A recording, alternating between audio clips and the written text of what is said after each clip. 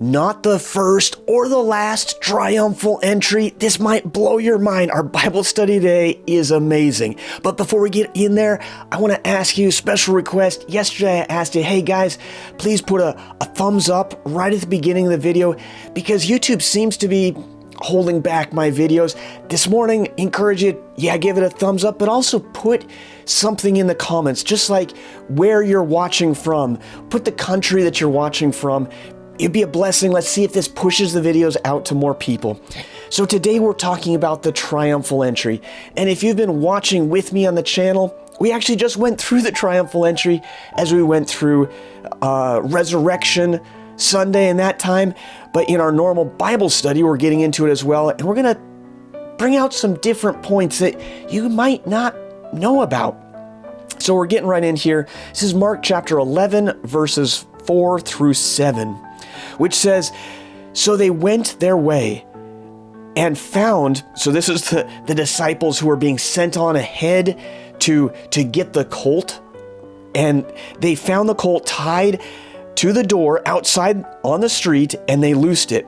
But some of those who stood there said to them, what are you doing, loosing the donkey, the colt? And they spoke to them just as Jesus had commanded. So they let them go. Then they brought the colt to Jesus and threw their clothes on it, and he sat down on it. Why did all this stuff happen?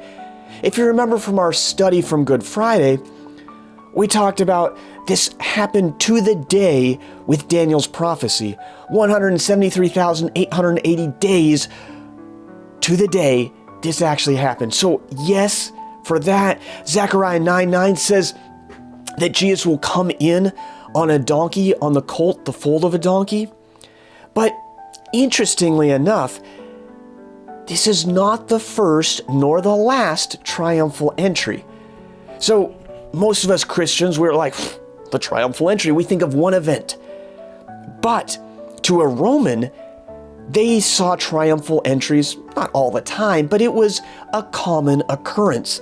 See, what would happen, the Roman general, he would go out and conquer somebody else, conquer another nation, conquer a warring factor, and he would come back in and they would give him a triumphal entry.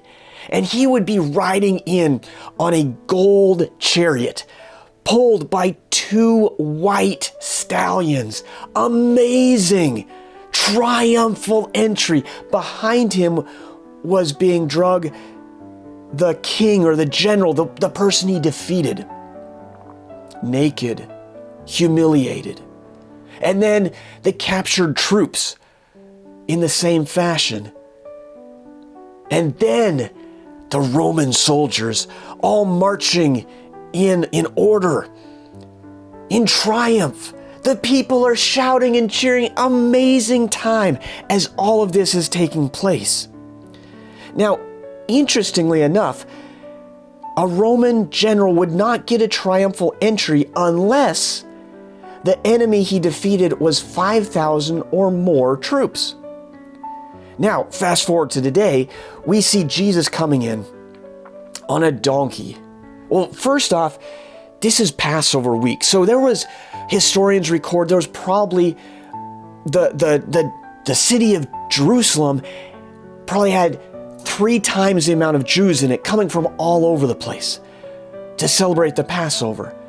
And the Romans knew this, so the Romans didn't want to see any kind of uprising, so they would put in roughly 10 times the amount of soldiers. So this Jerusalem was teeming with people, and all these Roman soldiers, they were probably thinking, you know what, I know what it constitutes for a triumphal entry, and this is not it. I mean, we got Jesus riding a donkey, and his ragtag bunch of followers, a tax collector and a bunch of fishy guys. I mean, like, this was not a triumphal entry to them. I'm sure they were laughing. They were confused at what was happening. But if you fast forward a few weeks to Acts chapter 4, verse 4, it says the number of followers came to about 5,000. Jesus deserved a triumphal entry. Jesus was the conquering king, but he didn't conquer with force and might. He conquered with love. He conquered with service. He served the ultimate need that all you and I have, which is our need of forgiveness of sin.